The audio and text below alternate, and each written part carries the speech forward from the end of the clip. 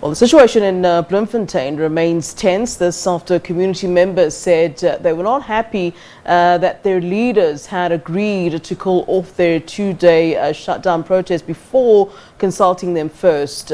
Some roads have remained barricaded with stones and rubble. Let's get the latest. We now cross to our reporter, Aphumelele Mdlalane, who is there for you. A very good afternoon to you, Aphumelele. First of all, I'd like to talk about there were some individuals that, of course, had been arrested and then they, of course, subsequently then appeared in court.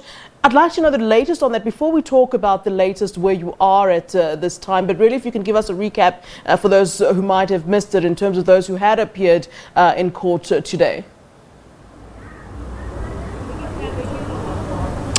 We have 35 people that appeared in court today for public violence, but the police have confirmed that 70 people have since been arrested for public violence, and of course more arrests are imminent because these criminal activities continue to take place in the location. And another thing is that the security guard who was charged of the murder of a 15-year-old has appeared and was released on 1,000 rand bail also today at the Bloemfontein Magistrates Court. But what we have noticed on the ground, people are losing their patience now because shops remain closed and there's no businesses. They don't have a place to go and buy bread. Earlier on, I went to one of the healthcare facilities here. It is supposed to be operational 24-hour.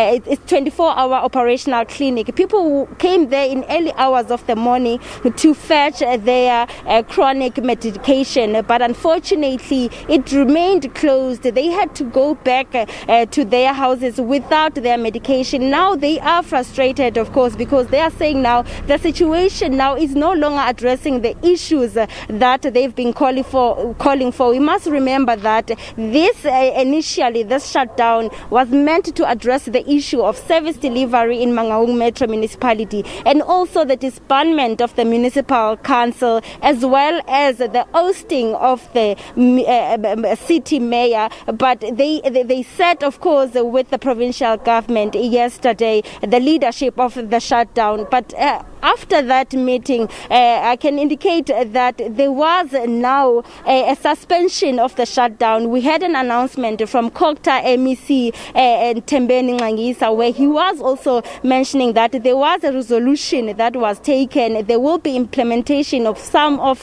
the demands that were made. But all I can say is that now this shutdown has not only affected even businesses, but everyone is affected. Social lives, people are going for healthcare facilities, they are unable to go there. Even the essential workers that were meant to go to their working place, they are unable because there's lack of transportation. I just want to bring Karabo here just to talk to us about his experience today of having to want to buy essentials from the other side of Bloemfontein because shops nearby have been looted on and others are closed due to safety.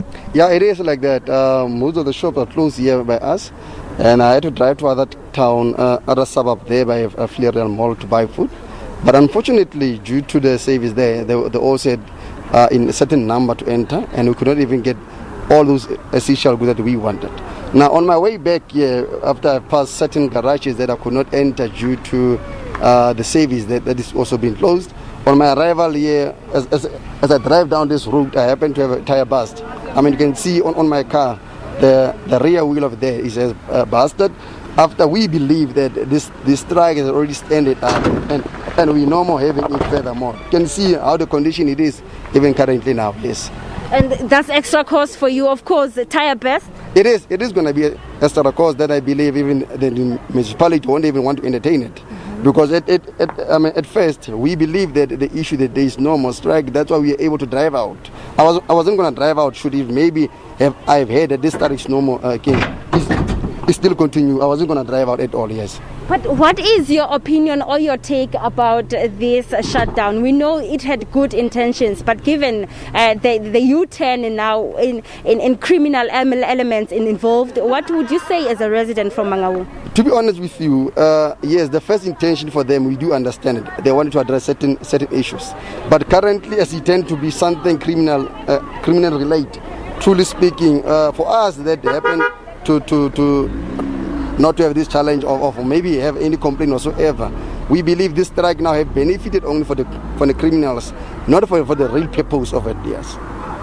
Karabo was just giving us his experience today when he wanted to buy essentials. He had to drive, of course, but came back empty-handed. And another blow is that his car now got a tire burst because some of the streets here remain barricaded. There's still rubble on the road. Now it's such an inconvenience even to the public transport that is supposed to be transporting, of course, those essential workers that are supposed to go to town. I would say that the situation still remains tense. I think now a way forward will, of course, there will be a bright side after the meeting, because now all stakeholders, including the leadership of the shutdown, they are still in a closed session meeting just to draw a way forward. But that call that said that the shutdown has been called off without leadership coming back to the community to tell them what were the resolutions taken to from yesterday's meetings, it's what really caused the confusion on the ground.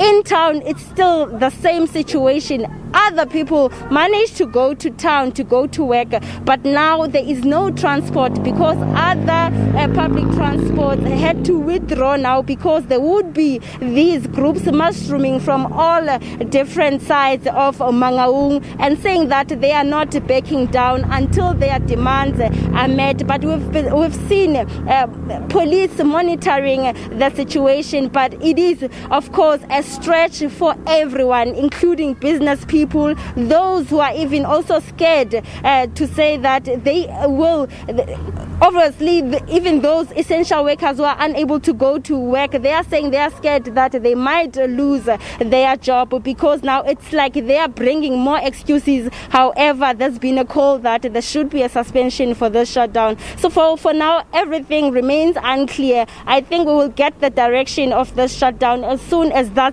meeting, of course, is off. Then we will talk to them and understand what is now the way forward.